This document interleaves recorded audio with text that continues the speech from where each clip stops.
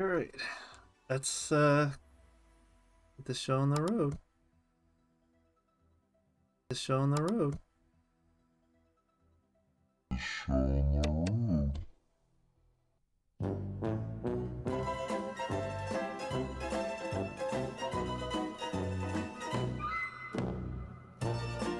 All right.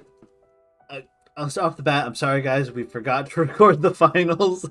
Literally, everybody who was there. We did it live in Discord, in the Elestrals official Discord, with tons of people watching. Super fun, and no one remembered to record the finals. I believe the third place match was recorded. You might see that down in Elestrals Emporium or Eagle the Duck, hopefully, potentially. We forgot to record the finals. We're dumb. But let's go over what happened. Right, so Water took third, Wind took fourth in the semis, or I guess the third place match. And then it led into both Baron in his Thunder deck, which was undefeated at the time, and my Earth deck, which is 2-2. Now, I was fully convinced, for whatever reason in my mind, that Baron was going to bring Sonic Core because he hasn't run it against my Earth deck at all. He hasn't run it a ton yet. And I kind of expecting to see Sonic Core with maybe like Thunderbolt of Zeus, just counter beatdown strategy basically. And he brought Galvenom again.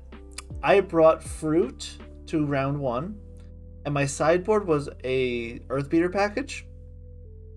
So round one, I didn't necessarily get steamrolled, but it was a losing match most of the game.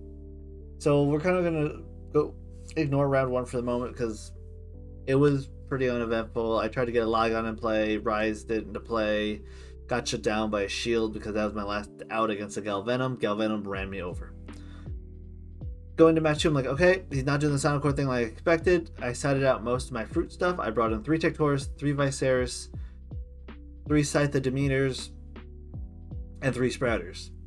Literally just Earth Beater package right there. Replaced a bunch of fruit stuff like my Rise Froms, my Lodogons, my Apples, etc. Started game 2 with a Sproutier, a Jotaya, 2 Scythe of Demeters, and a Demeter in hand. And I was gonna mulligan, and then I thought, well, he's playing Thunder. There's no way he's getting to 5 attack here. So he's gonna be stuck on 4 attacks. So no matter what I play with the Scythe, he can't attack over.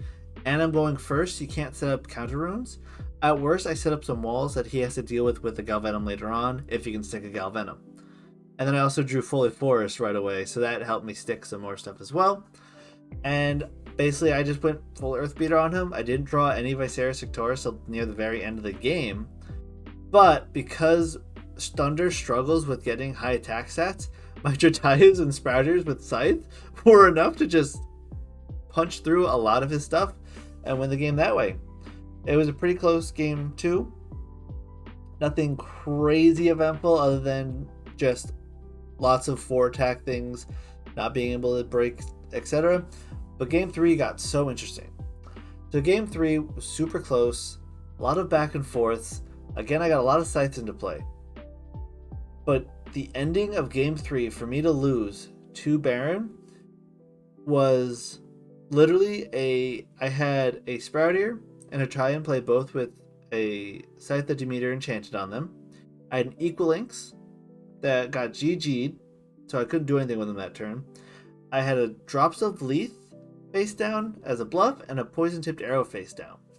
And I was kind of going wide because I figured if he tries to go Galvenom, I can use Poison Tipped Arrow casting off of a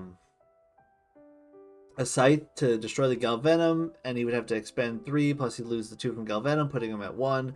Might have put me in an advantageous spot, especially after he blew the Thunderstorm and stuff like that to really expend his spirits. So once he did that, I'm like, cool, I just gotta use his Poison Arrow to place Galvenom, anything else I'm fine. He plays a Toxian against me with 1 face down and Ash Rabbit and defense on his board. I'm like, okay, I take 1 and go to 1 spirit now, while he has 5. Or 4 now. I'm like, okay, that's fine. He can't crash into me without losing anything. I'm okay.